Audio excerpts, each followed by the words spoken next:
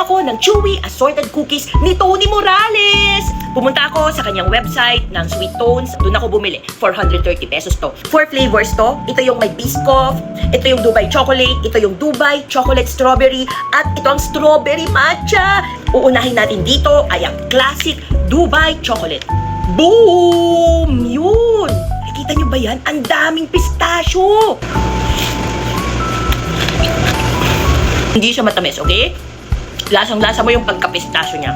Lasang-lasa mo din na marshmallow ang ginamit niya sa pambalot. Dito naman tayo sa pistachio chocolate strawberry.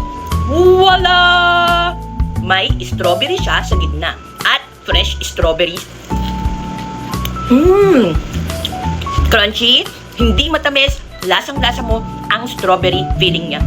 Ayan siya, Biscoff. Yun! Okay? Ito, matamis to. Made with real Biscoff. Ito, lasang-lasa mo talaga na Biscoff siya, as in. Pero, hindi ko masyadong type talagang Biscoff. Ang pinakalas ito, Strawberry Matcha. Yun! Medyo matamis ito, okay? Lasang-lasa mo yung strawberry niya.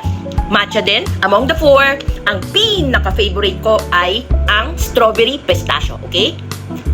I will rate this 10 out of 10. Till the next review, babush!